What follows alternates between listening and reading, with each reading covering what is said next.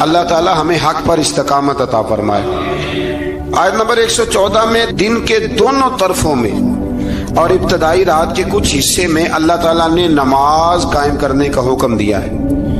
رات کے کچھ حصے میں بھی نماز پڑھنی چاہیے، اور یہ بھی بتایا کہ بے شک نیکیاں گناہوں کو مٹا دیتی ہیں، اور یہ نصیحت قبول کرنے والوں کے لیے نصیحت ہے۔ آیت نمبر 120 میں اللہ تعالیٰ نے فرمایا کہ ہم آپ صلی اللہ علیہ وسلم کو رسولوں کی تمام خبریں آپ کے دل کی تسکین اور تقویت کے لیے بیان کرتے ہیں، اور ان میں مومنوں کے لیے نصیحت اور عبرت ہے کہ ان ساری باتوں سے عبرت پکڑ لو۔ بچہ صرف وہی جو اللہ کے نبیوں کے طریقے پہ چلا اور نبیوں کے ساتھ رہا، باقی بچ سکے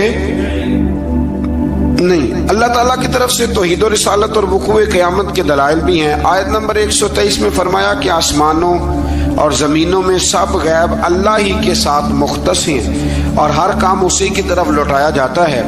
آپ اسی کی عبادت کیجئے، اسی پر توکل کیجئے، اور آپ کا رب لوگوں کے اعمال سے غافل نہیں ہے۔ اسی بارے میں آگے سورۃ یوسف شروع ہو رہی ہے۔ اس کو اللہ تعالیٰ نے کہا ہے کہ یہ بڑا پیارا قصہ ہے، احسن القصص کا، قصوں میں سونا قصہ۔ تو یہ کچھ 12ویں پارے میں اور کچھ 13ویں پارے میں ہے۔ میں نے یہ ارادہ کیا ہے کہ یہ ایک ہی دن پوری بیان کی جائے۔ قوم سبت کا ذکر فرمایا اللہ نے۔ ہفتے والے دن کچھ لوگ نافرمانی کرتے ہیں، ہمارے بھی ہیلے بہانے ہیں نا آج کل کاروبار میں۔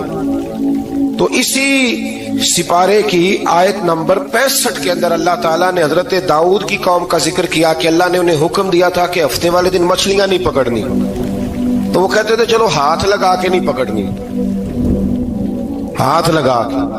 وہ ہمارے لوگ ہیلے بہانے تلاش کر لیتے ہیں نا، وہ بڑے جناب انشورنس والا آ گیا، اب وہ بینک والا آ گیا، اب وہ فلانے صاحب آ گئے، وہ تروڑ مروڑ کے کہانیاں باتیں، اور پھر ہمیں بھی رستے مل جاتے ہیں بچنے کے۔ مفتی صاحب نے کہہ دیا تھا، ایک مولانا سے میں نے ان کو کہا ہفتے والے دن مچھلیاں نہیں پکڑنے کا، نہیں پکڑتے، چھوٹے چھوٹے حوض بنا لیے۔ تو مچھلیاں زیادہ آتی تھی اس دن، یہ بھی اللہ کی قدرت تھی۔ نماز کے وقت گاہک زیادہ آتے ہیں، یہ اس کی قدرت ہوتی ہے۔